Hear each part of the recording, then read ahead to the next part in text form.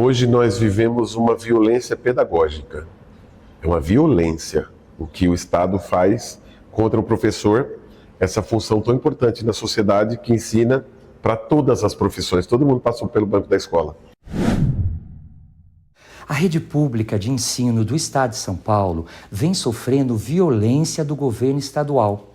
Quem nos explica melhor essa história é Fábio Santos de Moraes, primeiro presidente da PUESP, professor de História, pedagogo e conselheiro da CNTE. Confira. Ele é criança, faz tudo ser harmonia, de cara limpa, sem máscaras no dia a dia. Fábio, o Estado de São Paulo tem virado, na verdade, um verdadeiro balcão de leilão. A meta do governo, eu acho que é muito clara, que é privatizar tudo quanto é instituição pública. Vide Sabesp, vide todas essas tentativas em relação à educação.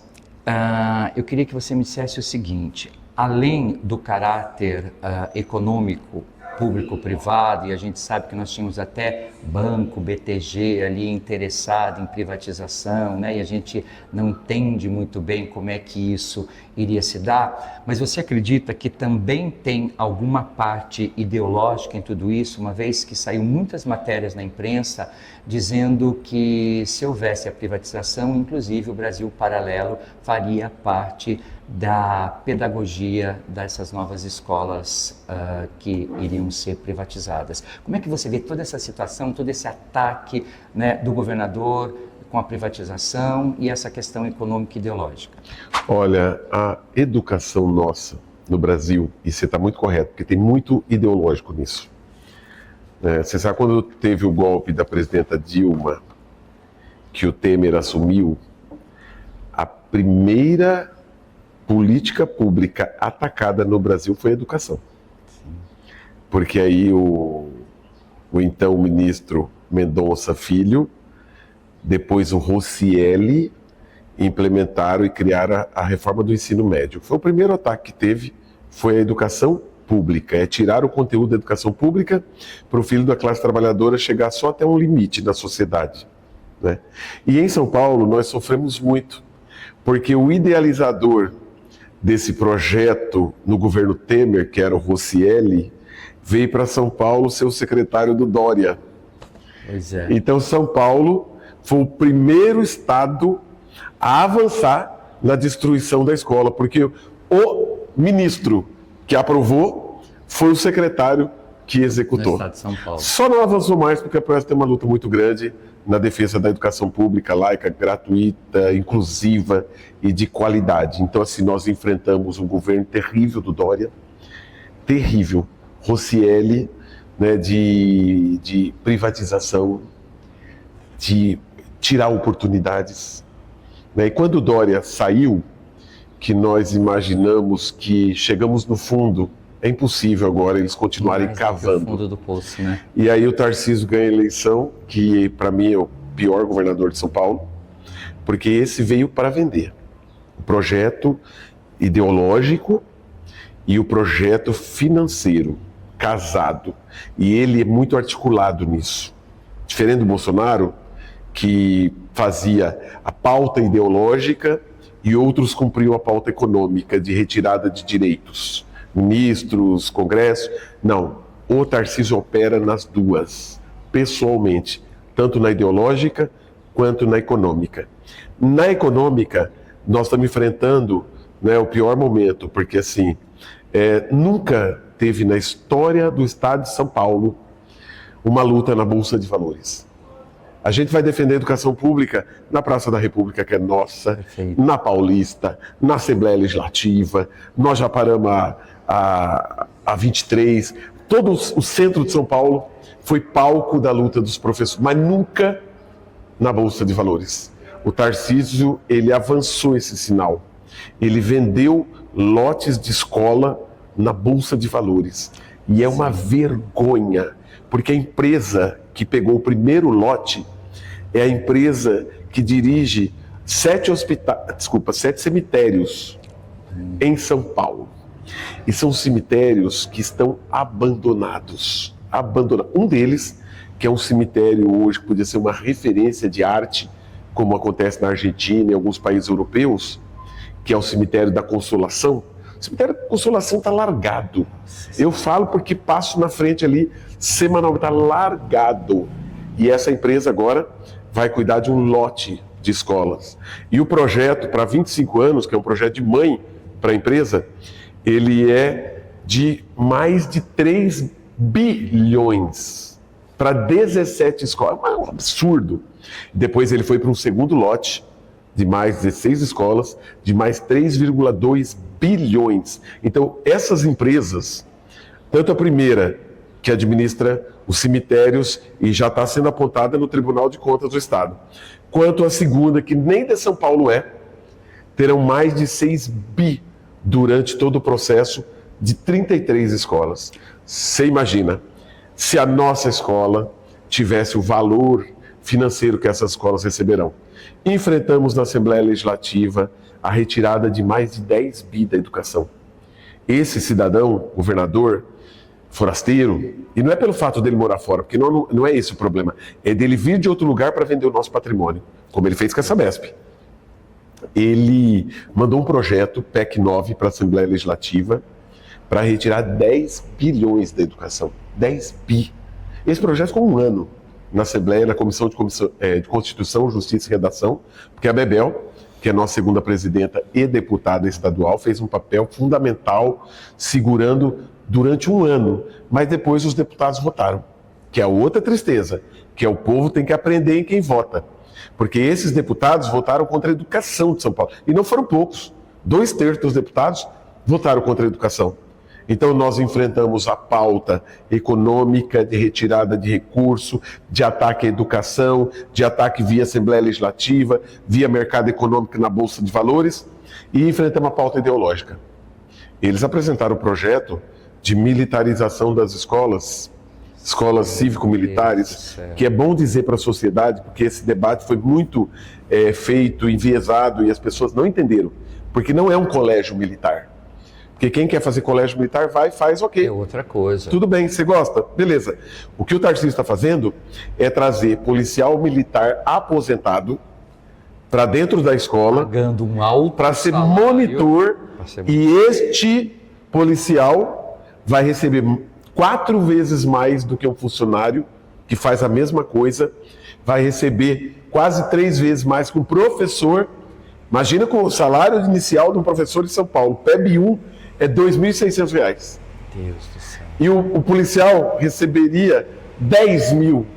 Quer dizer, o professor, que é um elemento fundamental, que ensina, que é o profissional contratado para esse fim, vai receber 3 vezes menos do que o policial que está fazendo monitoria do lado de fora. E vai receber praticamente 2 vezes mais do que o diretor de escola.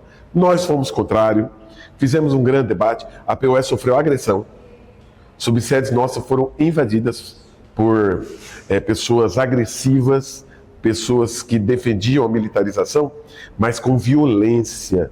Nós tivemos atos de desagravo, nós enfrentamos vários processos judiciais, processamos também, mas nós fizemos uma luta muito bonita, porque nós vencemos. A POS conseguiu uma decisão judicial que impediu a militarização do Estado de São Paulo. E esse tema está sendo hoje judicializado no Supremo Tribunal Federal, que teve uma audiência com o ministro Gilmar Mendes.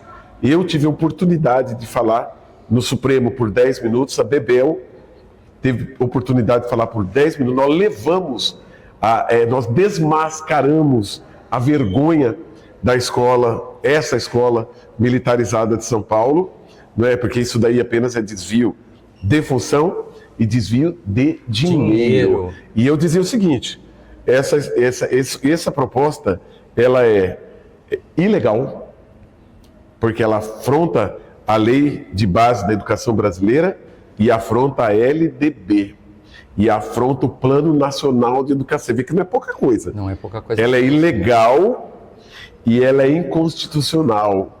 Imoral, né? Exato, porque a Constituição brasileira diz que diretrizes de educação podem ser feitas somente pelo governo federal, pelo MEC. E o Estado de São Paulo não pode dar diretriz da educação diferente das diretrizes nacionais. Sim. Porque é importante dizer que já era ilegal no governo Bolsonaro, mas tinha um decreto. Quando o presidente Lula assumiu, ele suspendeu o decreto que permitia militarização de escola nesse formato, que de desvio de dinheiro, de militarização, de tentar impor um pensamento único. Então, até hoje, não conseguiu implantar, mas você percebe que é um ataque econômico, mas também há o ataque ideológico. Então nós enfrentamos as escolas cívico-militares, nós enfrentamos a defesa do serviço público, porque eles querem passar a impressão de que o serviço público não é bom. E o serviço público é maravilhoso. Com certeza. Nós temos problema? Claro que nós temos. Por quê? Porque falta dinheiro, porque eles não colocam dinheiro. E eles querem destruir a educação. É importante que a população saiba. E que só não destruiu porque a professora, que é a maioria absoluta, 80% da nossa categoria são de mulheres, professoras guerreiras, maravilhosas. A professora, ela dá 66 aulas, porque para sobreviver tem que ter 2 cargos. E quando ela abre a porta, que ela olha aqueles 40 alunos, que era para ter 25, certo? Ela saiu, ela chegou na casa dela 1h da manhã da última aula, pegou um ônibus, uma lotação, não viu o filho dela que já estava dormindo. Ela acordou às 5 para estar na escola às 7. Ela abre a porta, ela olha para aqueles alunos e ela fala: eu vou transformar. O salário é baixo, as condições são precárias, o governo é terrivelmente perverso, mas ela diz: eu vou transformar. Então é esta professora, a coordenadora, a diretora, a supervisora, a funcionária, o funcionário, são essas pessoas que têm segurado conosco a escola pública. Então a política pública é boa, a educação é boa, o SUS é bom. Falta dinheiro, falta recurso, mas o que é público é bom. E eles querem fazer o seguinte, eles querem dizer: é ruim, então vamos privatizar. Aí a gente privatiza, certo? Então nós enfrentamos muito. O governo de São Paulo não paga o piso nacional dos professores. Eu sei, ele chegou a entrar na justiça, inclusive, né, para não pagar. Ele não paga o piso salarial dos professores. O governo Lula acabou de dar um aumento. Sim. Que é o reajuste anual do piso salarial profissional nacional. O reajuste desse ano foi 6,27%. E nós estamos abaixo do piso. O piso foi para R$ 4.800. E o professor de São Paulo, a entrada é R$ 2.600. Quer dizer, você vê que o estado mais rico do país, mais rico, o estado de São Paulo, no ponto de vista financeiro, é uma vergonha. Vergonha o que o governador Tarcísio faz, vergonha o que o Dória fez, e vergonha do que tantos governadores fizeram para castigar o professor de São Paulo. Então a PUESP, nesse conjunto, ela tem um papel muito especial, que é mais do que defender o salário do professor. Porque defender o salário do professor é muito importante, porque precisamos ter a valorização social, que é fundamental, mas precisamos ter a valorização econômica. O reconhecimento econômico de um profissional com nível superior, que hoje todo mundo sabe que ganha abaixo dos outros profissionais com nível superior, e o Brasil tem que resolver esse problema. O estado de São Paulo é um dos piores, né? Mas o Brasil tem que resolver esse problema. O governo Lula acabou de lançar Mais Professor, um programa, porque nós estamos caminhando para a falta de professores, né? E eu já disse, existe uma grande falta hoje. E eu disse em alguns lugares, o governo Lula chamou a atenção que é necessário valorizar, mas estados e municípios têm que cumprir o seu papel. E o estado de São Paulo tem que rever essa posição desse governo terrível, né? E como eu dizia, a PUESP tem um papel importante, que é defender mais do que o salário do professor. É defender a educação pública. Nunca foi tão importante defender a educação pública, gratuita, laica, porque o Estado é laico e a escola tem que ser laica. A gente respeita as religiões, e respeita muito, mas no seu espaço. Com certeza. A escola é científica e ela tem que apresentar o acúmulo da sociedade sistematizado para o aluno. É isso que nós temos que fazer. Então, laica, tem que ser inclusiva para todos, para todas as pessoas, com condição, com estrutura, né? Nós estamos vivendo climas terríveis. As escolas não são climatizadas, com 40, 45 alunos na sala de aula. Então, nós defendemos escola pública, gratuita, laica, né, inclusiva e de qualidade, com profissionais valorizados. Então, a PUESP tem um papel fundamental e, assim, a gente faz a nossa luta, que é muito importante, que não é só chamando os professores, que o professor tem obrigação de estar na luta para defender a escola, o salário, o aluno, junto com os estudantes, inclusive. Mas nós chamamos toda a sociedade. Toda a sociedade tem que se envolver para defender a educação e as políticas públicas que afetam a classe trabalhadora. O Fábio, você tocou na figura do professor e eu queria dizer uma coisa para você. Hoje a figura do professor não está completamente desrespeitada, desvalorizada e vigiada. Você falou, né, de diretores, coordenadores e a importância deles, mas hoje o que o Estado faz, obrigando diretores, vice-diretores, coordenadores de área e agora representantes da delegacia de ensino assistindo a aula dos professores, que eu acho que isso daí é uma maneira de vigiar, eu acho que isso daí é uma maneira aí de você desrespeitar a liberdade de cátedra e ainda o professor ser obrigado a abrir lá o PowerPoint, abrir aquela aula que já vem assim totalmente induzida, sem ele poder ter a liberdade, na verdade, de se expressar, que é a liberdade do professor. Como é que a POSP encara isso? Porque o professor hoje, ele está muito sem saída, ele está muito vigiado. Tudo bem, tem câmeras, é para segurança, vamos lá, tá? Mas veja, todo mundo assistindo a aula, imagino que seja constrangedor para um coordenador que convive na sala dos professores, para um diretor, é uma maneira de você vigiar e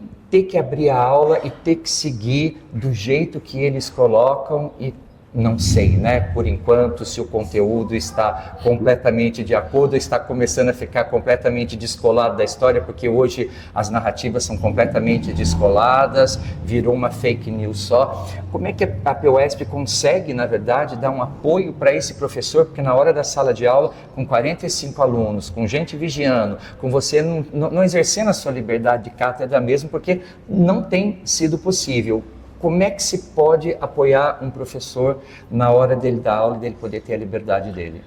Hoje nós vivemos uma violência pedagógica. É uma violência o que o Estado faz contra o professor, essa função tão importante na sociedade que ensina para todas as profissões. Todo mundo passou pelo banco da escola. Então hoje é isso. Hoje é câmera, hoje é vigilância.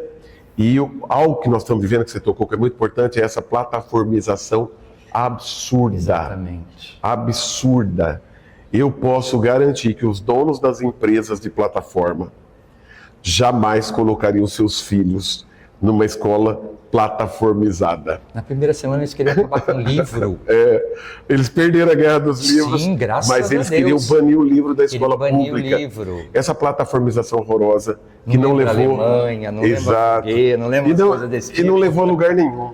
Lugar nenhum. Não. É uma vergonha porque todo mundo sabe que no estado de São Paulo o secretário era o CEO de uma das empresas que vende a plataforma. Exatamente. Está sendo investigado. Público. Essas plataformas são caríssimas.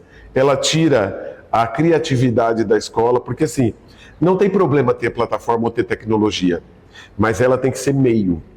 O governo colocou a plataforma como fim. Então, ele não importa se o aluno está aprendendo ou não. O aluno tem que estar conectado.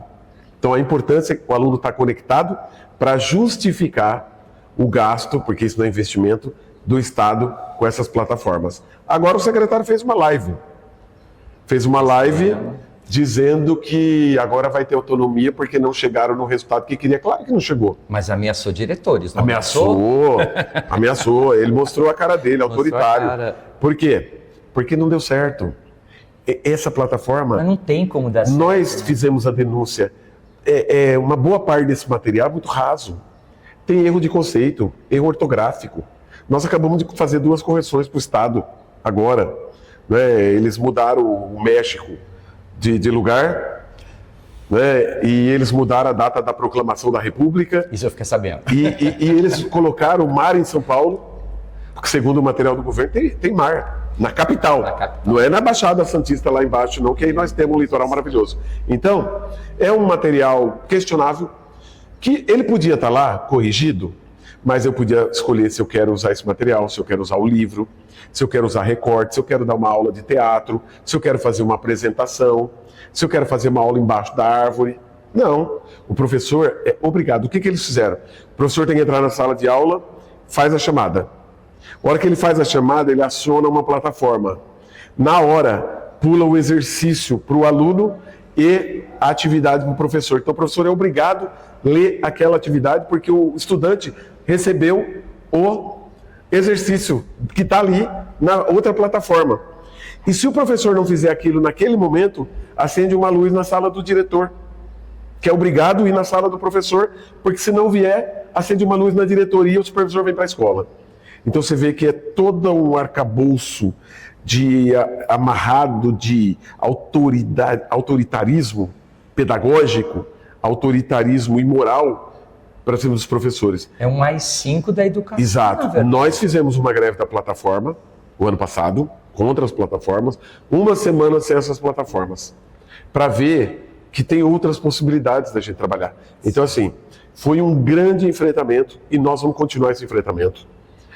Hoje, a Defensoria Pública do Estado de São Paulo está envolvida nesse debate da plataformização, de cerceamento da criatividade e o ataque à liberdade de cátedra do professor. O Ministério Público, através do GEDUC, está muito atento a essa questão. Nós estamos denunciando, nós temos ação e nós temos a confiança que nós vamos derrubar esse tipo de autoritarismo na rede. Nós temos um princípio toda a legislação educacional, que é gestão democrática. E que o governador atual, Tarcísio, e o secretário Feder têm atacado todos os dias a gestão democrática. Eles têm medo de que o professor participe, de ouvir, que é quem de fato segura a educação no dia a dia. Né? E então, de onde viria uma transformação, né? Se não for através da educação. Então o professor, na verdade, ele é muito perigoso, né? Para eles, eu claro. Digo assim, porque não, eles têm muito medo. O senso crítico, ou ensinar a pensar, ensinar a raciocinar. Eles têm medo, eles têm pavor dos professores. E eu diria para eles o seguinte, tenho mesmo. Tenho mesmo. Porque a nossa arma é ensinar os nossos alunos. Com certeza. Que é a melhor forma da gente se libertar e libertar as pessoas, né, que é ensinar com respeito, com dignidade, com pluralidade, com ciência, com cientificidade, e nós vamos continuar fazendo isso apesar do Feder ou apesar do Tarcísio. Nós acreditamos na escola pública, nós continuaremos lutando pela escola pública. No dia 21 de fevereiro, ou dia 20, estamos para fechar, nós vamos ter a entrega da pauta de reivindicações na Secretaria de Educação, com um grande ato, e o governo vai ter desse dia 21 até o dia 21 de março, que é a nossa primeira assembleia, para apresentar respostas para a nossa categoria, porque nós já estamos construindo uma grande greve, discutindo com a rede, conversando com os professores, né, com gestores, com todos os educadores, dizendo o seguinte, olha, chega, basta, né, tem que segurar esse governo. É autoritarismo, privatização, militarização, não reconhecimento econômico dos professores, desrespeita a lei do piso salarial profissional nacional, atacou os aposentados com confisco, nós revertemos, né, em grande parte do trabalho da Bebel na Assembleia também, e a força da PUESP, e eles não devolveram o dinheiro do confisco dos aposentados. O IANSP, que é o sistema de saúde, é uma tragédia, porque o governo não coloca dinheiro, né, e nós somos uma categoria hoje a mais adoecida. Então, assim, nós temos um monte de pauta para tratar esse ano, e se o governo não der resposta, nós vamos construir a nossa greve. E estamos chamando os professores, mas não são os professores, como eu disse, nós estamos chamando toda a comunidade escolar. Vamos juntos defender a escola pública. Para finalizar, você tinha falado de ensino médio no começo, como é que você avalia esse novo ensino médio, essa diminuição da carga horária de ciências humanas? Consequentemente, nós teremos, por exemplo, demissões, fechamentos do EJA. Como é que se faz para se combater tudo isso e o que você pensa desse novo ensino médio? Isso está no bojo dos ataques do governo, que é limitar essa multidão que está na educação pública, e a melhor forma de fazer isso é você tirar a disciplina e o conteúdo da educação. Enfiar um monte de itinerário, de projetos, no lugar de química, física, matemática, português e artes, e coisas que, assim, a gente já faz no dia a dia, certo? Mas faz dentro de um contexto. Por exemplo, com esses itinerários, tinha aula de receita de bolo, certo? Então, nós podemos usar uma receita de bolo na aula de química. A gente já faz isso. Sim. O que o governo fez foi outra coisa. Ele tirou a aula de química para colocar só receita de bolo. Você vê como que é um ataque duríssimo, né? Hoje, as diretrizes da base da educação brasileira já foram alteradas e grande parte da reforma do ensino médio foi revogada. Nós do movimento, nós queremos que revogue tudo, mas tem que reconhecer. O governo Lula agora reconheceu, o ministro Camilo Santana, boa parte foi revogada. Mas São Paulo, como você tem um período de adaptação, o que São Paulo fez? Aprofundou. Esse ano, São Paulo tirou uma aula por período e atacou frontalmente as humanas, história, geografia, arte, sociologia e filosofia, sobretudo. Que é a que mais faz pensar. Sociologia e filosofia. Senso crítico. Teve concurso, não teve um professor de sociologia e filosofia chamado. Nós fomos falar com o secretário, nós exigimos chamada de sociologia e filosofia, mas é preciso ter aula. Então, nós estamos fazendo uma luta para recuperar um currículo plural, com conteúdo satisfatório, para que o nosso aluno aprenda na plenitude, porque é um dever do Estado, uma obrigação, oferecer educação pública de qualidade, e a PUESP persistirá em todos os espaços, seja na rua, que é o nosso principal de luta, mas na justiça, em parceria com o Ministério Público, com a Defensoria Pública e com todas as entidades que defendem a educação pública contra esse ataque frontal. A nossa luta por escola pública de qualidade, ela sempre foi fundamental para a sociedade, mas agora ela é vital, porque nós estamos com ataques sem precedentes. Portanto, a nossa luta na defesa da educação também tem que ser sem dimensão. Tem que ser, como diz a Bebel, luta de gigante. Luta de gigante para a gente defender a educação pública contra o Tarcísio e contra o Feder. Por isso, e nós faremos. Da sociedade como um todo, para chamar mais toda força. toda a sociedade. Pai, mãe, estudante, igreja, entidades, pessoas não ligadas a... Vem conosco defender a educação pública de qualidade. Fábio, que honra, que aula, que maravilha. Eu acho que é uma luta de toda a sociedade. Conte com a gente também no que a gente puder ajudar e que eu espero que a sociedade consiga perceber que atacando a educação, você ataca o país, você acaba com a vida das pessoas, porque você não consegue pensar criticamente, você continua votando nesses mesmos que estão aí pensando só em destruir a própria juventude, né? Porque você não dá chances para que ela possa progredir, para que ela possa pensar, para que ela possa ter uma sociedade melhor. Que honra, muito obrigado mesmo, tá? Pela sua participação aqui no nosso programa. Conte comigo, tá? E conte com a PUESP. Tá? E um abraço para todo mundo. Muito obrigado. Valeu. Ele é criança, faz tudo ser harmonia.